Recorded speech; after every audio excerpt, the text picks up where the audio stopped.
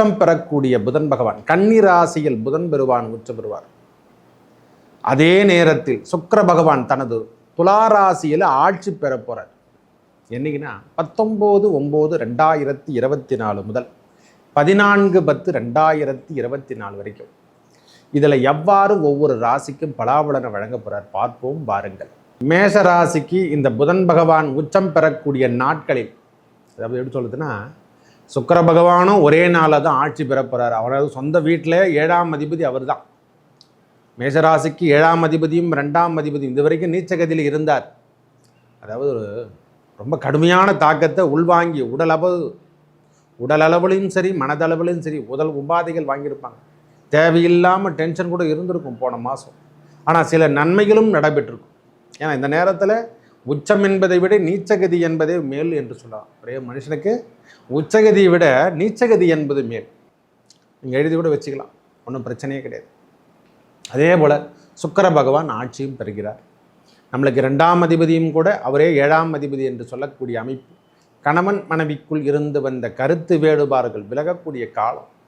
ஒரு கணவனுக்கும் மனைவிக்கும் இருந்து வந்த சலசலப்பு பிரச்சனைகள், பார்ட்னர்ஷிப், வியாபாரம் என்று சொல்கிறோமில்ல, ஒரு வியாபாரம் அதெல்லாம் பிரச்சனைகள்லாம் நாம் சந்திச்சுட்ருக்கோன்னா அதிலிருந்து நாம் விடுபடக்கூடிய காலமாக இந்த சுக்கிர பகவான் ஆட்சி பெற்று நேரடி பார்வை, ஒரு பகவான் ஆட்சி பெற்று நேரடியாக நம்ம பார்ப்பார், நம்ம ராசியை பார்ப்பார். 6ஆம் இடத்தில் 12ஆம் அதிபதி என்று சொல்லக்கூடிய 12ஆம் வீட்டையும் பார்ப்பார். வெளியூர் வெளிநாடு என்று சொல்லக்கூடிய பாக்கியம் பெறப்போகிறோம். அந்த புதனாலையும் சுக்கிரனாலையும் வெளியூர் செல்லக்கூடிய பாக்கியம் பெறக்கூடிய காலமாகவும், வெளிநாடு பயணமோ அல்லது நம்ம வெளியூருக்காகவோ அல்லது வெளிநாட்டுக்கு நாம் வேலை வாய்ப்புக்காக காத்திருந்தால் இப்பொழுது அவையெல்லாம் கூடி வந்துவிடும். பயப்படணும் அவசியமே இல்லை. ஏன்னா புதன் பகவான் உச்சம் பெற்றாலே வலிமை, அதாவது யாரோட மட்டும் சொன்ன அவரோட சொந்த வீட்டில் ஆட்சி பெறுவது. அதே போல் சுக்கிர பகவான் ஆட்சி பெறுவது அவரோட சொந்த வீட்டில் ஆட்சி பெறுகிறார். உங்களுக்கான தனம் என்று சொல்லக்கூடிய அமைப்பை பெறுதல், முக்கியமாக திருமணம் சார்ந்த விஷயங்கள் இதுவரைக்கும் கைகூடாமல் இருந்தால், அதாவது திருமணம் சார்ந்த விஷயத்தில் எனக்கு கைகூடலை சுவாமி, ஏன்னா அவர் 3ஆம் அதிபதியும் கூட நம்மளுக்கு, நம்ம ராசிக்கு 3ஆம் அதிபதி கம்யூனிகேஷன், அதாவது உணவு சார்ந்த விஷயங்களாகட்டும் உடை சார்ந்த விஷயங்களாகட்டும் இது வரைக்கும் ஏற்றுமதி இறக்குமதி செய்கிறவங்களுக்கு, இந்த வண்டி வாகன போக்குவரத்து டிரான்ஸ்போர்ட்லாம் நடத்துகிறாங்க பாரு, அவங்களுக்கெல்லாம் இது ஒரு உன்னதமான காலம் என்றே எடுத்துக்கலாம் சுவாமி.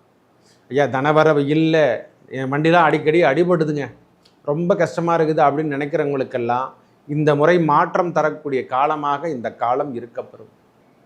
இதில் என்னென்னா, நம்மளுக்கு 6ஆம் இடம், மேஷராசிக்கு 6ஆம் இடத்துல புதன் பகவான் உச்சம் அடைவதும், ஒரு ராசி உச்சம் அடையுதுன்னா அந்த ராசியோடைய தன்மை, வீட்டுடைய அமைப்பு வேறு எந்த ராசிக்கான அமைப்பு கிடையாது.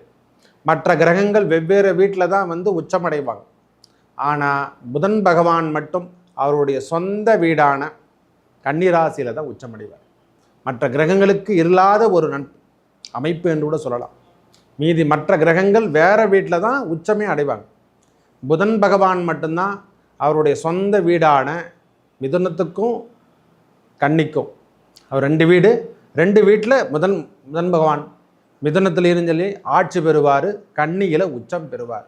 தன்னுடைய பிரச்சனைகளை தீர்க்கக்கூடிய தன்மை, இது வரைக்கும் அறிவு சார்ந்த விஷயத்தில் ஐயா நான் எல்லாத்தையும் மறந்துட்டேன், எல்லாத்தையும் விடுபட்டு நாம் சென்றுட்டோம் அப்படின்னு நினைக்கிறவங்களுக்கெல்லாம் இது ஒரு முன்னேற்றம் தரக்கூடிய காலமாக புதனால் கிடைக்க போகுது.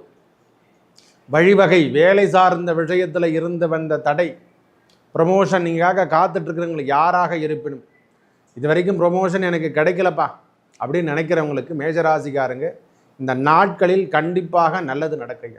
ஐயா நான் மேஷராசிக்காரங்க கடங்கடை வாங்கலாமா வானாமான்னு அப்படின்னு பயந்துட்டு இருக்கிறவங்களுக்கெல்லாம் கடன் சார்ந்த விஷயத்திலும் சரி வியாபாரத்திலும் சரி புதிய முயற்சிகளில் ஈடுபடுவீர்கள். தன்னம்பிக்கை அதிகரித்து கொண்டே செல்லும். புதிய வண்டி வாகனங்கள் சேர்க்கை ஏற்க போகிறோம்.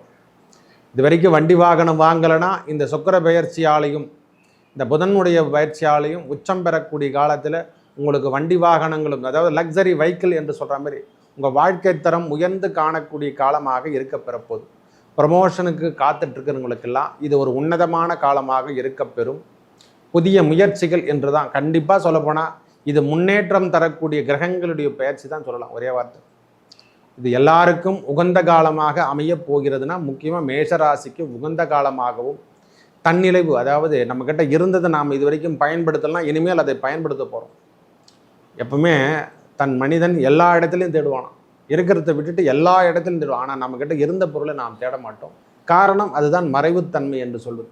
கைக்குள் வைத்து கொண்டு எதையும் நாம் செய்யணும்ல. நம்மக்கிட்ட இருக்குது எல்லா புலமையும், எல்லா திறமையும், எல்லா தகுதியும் கொடுத்துருக்கான் நம்மகிட்ட. ஒவ்வொரு மனிதனும் கூட தனிப்பட்ட முறையில் தனித்திறமையை கொடுத்துருக்கான் ஐயா. ஐயா சிறு துரும்பும் பல்லுக்குதவும் என்று ஏன் சொன்னாங்க? அந்த வார்த்தைக்கான மதிப்பல்லவா.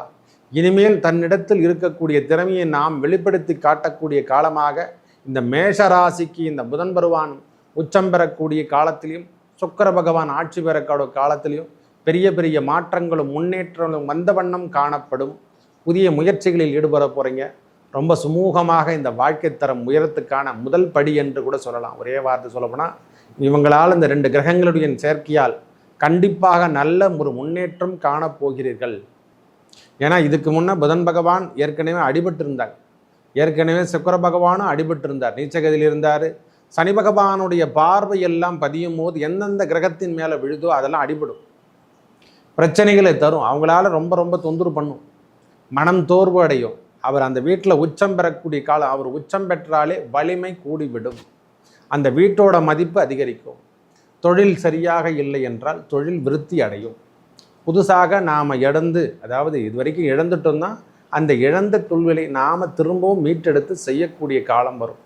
ஐயா சொட்டர் போட்டு சாத்திட்டுன்னு நினைக்காதீங்க, திரும்பியும் திறக்கலாம். நம்மளுக்கான அமைப்பு எல்லாமே கொடுக்க போகிறோம். தைரியம், தன்னம்பிக்கை, உங்களுடைய வாழ்வாதாரத்தை மேற்கொள்ளக்கூடிய காலமாக இந்த காலம் இருக்கப்பெறும். இந்த 26 நாட்கள் சுக்கிர பகவானாலையும் புதன் பகவானையும் உச்சப்பெறக்கூடிய ராமிப்பே உங்களுக்கு தான்.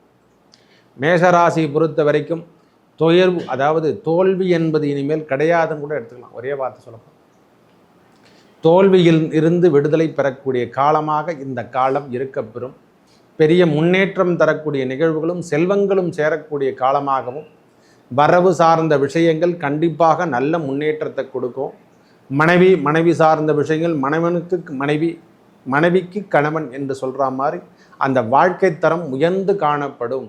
செயல் திட்டங்கள் உருக்கமாக இருக்கும், எண்ணங்கள் சீராகும். இந்த நேரத்தில் எல்லாரும் தெளிவாக நடந்த கடன் சார்ந்த விஷயத்தில் இருந்து வந்த பிரச்சனை நல்லதே நடக்கும். நன்றி, வணக்கம்.